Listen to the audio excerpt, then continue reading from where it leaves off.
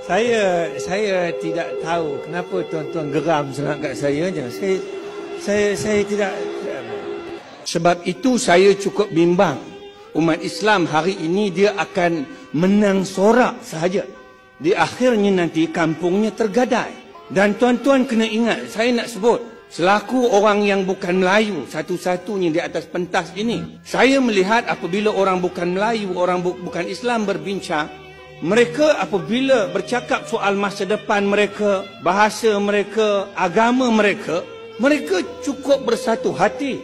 Dan mereka tidak saling sorak menyorak antara satu sama lain. Tetapi mereka membincangkan bagaimana nak memperkasakan masa depan, agenda bangsa dan bahasa mereka. Dan saya mengharapkan kita yang berada di sini, sekurang-kurangnya kita lihat sendiri anjuran agama kita apabila kita membincangkan sesuatu perkara yang berkaitan dengan masa depan kita. Kalau tidak, kita tidak akan ke mana-mana. Orang putih kata, apabila kita berbincang, bincangkan what is right, what is wrong. Bahaskan apa yang benar, apa yang salah. Dan bukannya who is right, who is wrong. Bukannya siapa yang benar, siapa yang salah.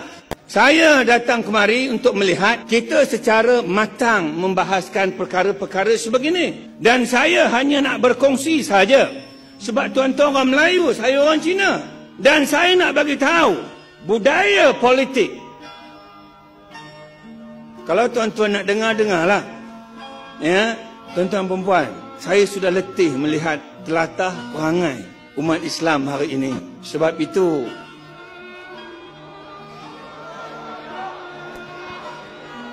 ini bawa bertenang. Ketidak kita tak boleh berbincang secara lancar. Saya, tuan-tuan perempuan, saya selalu membahas, membincang perkara ini dengan orang bukan Islam. Jangan sampai akhlak kita lebih buruk daripada orang bukan Islam. Itu saja saya minta. Cuba kita dengar apa yang ingin dihujahkan. Kita datang atas dasar kita ini orang Islam nak melihat kita ini menjadi kuat, kita ini bersatu padu, itu saja. Orang kata great mind discuss idea.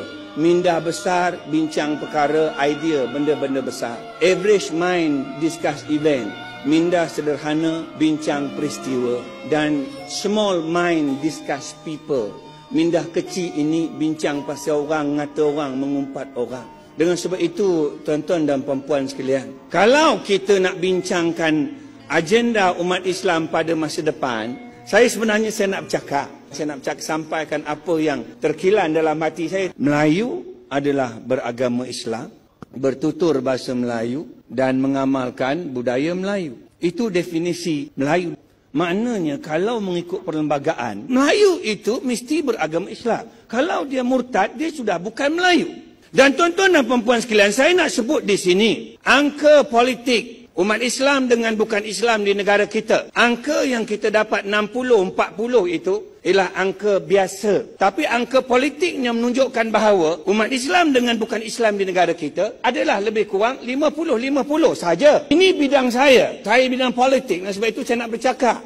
Jadi umat Islam sekarang ini di negara kita, kekuatannya hanya ada 50-50. Dan tuan-tuan nak mengharapkan siapa? Adakah kita nak mempercayai orang bukan Islam lebih daripada mempercayai sesama saudara seagama kita? Dalam peratusan 50-50 ini, bolehkah agenda Islam itu diperkasakan? Tuan-tuan ini sebangsa, seagama, serupa. Apa yang menjadi masalahnya hari ini sehingga kita tidak boleh berbincang, duduk sama-sama, bincang agenda kita bersama? Saya nak berbincang dengan orang yang bertamadun, itu saja. Jadi kalau tuan-tuan menghalang saya nak bercakap macam mana? Saya nak bercakap, saya nak berdiri lagi bercakap. Apa tu? Saya nak bercakap ini.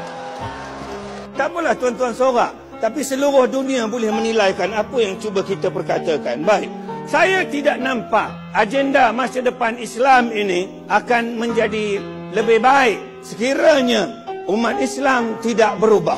Umat Islam masih lagi bersentimen, umat Islam masih lagi beremosi, tidak dapat membezakan apa yang benar, apa yang salah. Kalau ini yang berlaku, Ya, dalam keadaan kekuatan kita hari ini, tuan-tuan kena ingat, bilangan kita sudahlah sedikit 50-50. Kekuatan ekonomi tidak ada. Lebih pada 70%. Ya, kekayaan negara kita berada di tangan orang bukan Islam. Kalau tuan-tuan terus-menerus mencipta kelemahan demi kelemahan, mengadakan masalah demi masalah, saya melihat bahawa tuan-tuan boleh menuding jari kepada siapa pun. Saya melihat ya, kita akan hanya menang sorak saja dan kita tidak akan ke mana-mana pun. Sekiranya tuan-tuan tidak mahu melihat orang Islam, orang Melayu merempat di buminya sendiri, dan berdasarkan kepada sejarah, perkara ini tidak mustahil untuk berlaku.